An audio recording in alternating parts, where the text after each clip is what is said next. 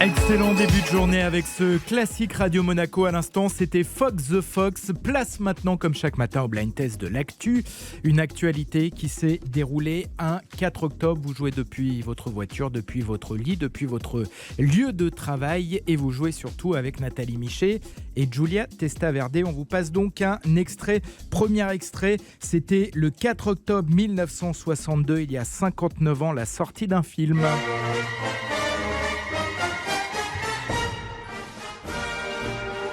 C'est celui du débarquement en Normandie, mais je me rappelle La plus. Grande Vadrouille Non, le jour le plus long. Non, je sais plus le C'est ça, titre. le jour le plus long. C'est le Bravo, jour le plus Julia. long, Ouais. bravo. Le 4 octobre 62, sortie du film Le jour le plus long sur le débarquement en Normandie avec John Wayne, Henry Fonda, Sean Connery, Bourvil, Robert Mitchum et une foule d'autres grands acteurs. Allez, second extrait.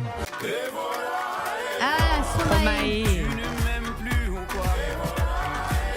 Savez-vous ce qui est arrivé il y a 6 ans, le 4 octobre Il a 2015 arrêté. à Stromae? Bravo! Il a dit basta, j'en ai marre. La police américaine interrompt le tournage d'un clip de Stromae. Son équipe était en pleine réalisation du clip de son titre Ave Césaria à l'arrière d'une camionnette sur une route près de San Francisco. Ah. Les autorités ont en effet arrêté l'équipe de Stromae car aucun des artistes ne portait de ceinture de sécurité dans cette camionnette qui roulait pendant leur performance. L'histoire heureusement finit bien puisque la police permettra à l'équipe de poursuivre sa vidéo, non sans avoir demandé aux chanteurs belges de leur offrir une prestation privée. Allez, un dernier extrait pour célébrer l'anniversaire d'une actrice que j'apprécie beaucoup qui fête ses 32 ans aujourd'hui.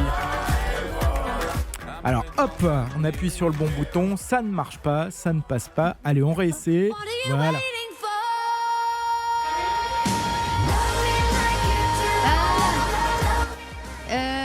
J'ai oublié. Alors dans quel film? Ça, c'est 50 nuances de gris, non? Ah oui, Bravo, Julia. par Dakota Johnson. Bravo Oui. Nathalie, 32 ans, Ah, 2013, on y elle est arrive, hein, choisie pour incarner donc. Elle incarnait qui? Anastasia. Anastasia Voilà. Steele dans l'adaptation du best-seller d'E.L. James, 50 nuances de Grey. Bravo à toutes les deux, la musique de retour avec Dua Lipa pour Love Again et puis bravo à vous les auditeurs, auditrices de la radio qui aviez trouvé. Radio Monaco. Lundi 4 octobre, bonjour et bienvenue sur Radio Monaco. Nathalie Michet, une étude comme vous les adorez, écoutez Ah. plutôt, c'est officiel, les hommes préfèrent les brunes. Vous avez Je croyais que Radio c'était les Cliché, blondes, bienvenue. moi.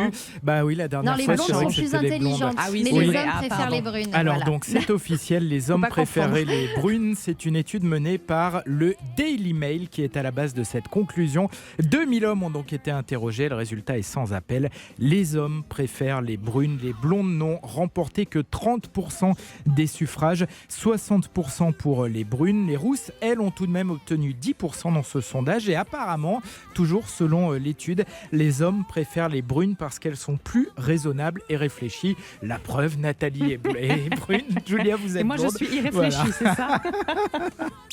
Radio Monaco Feel Good avec 39 Monte Carlo, concept unique en principauté, alliance sport, beauté et nutrition.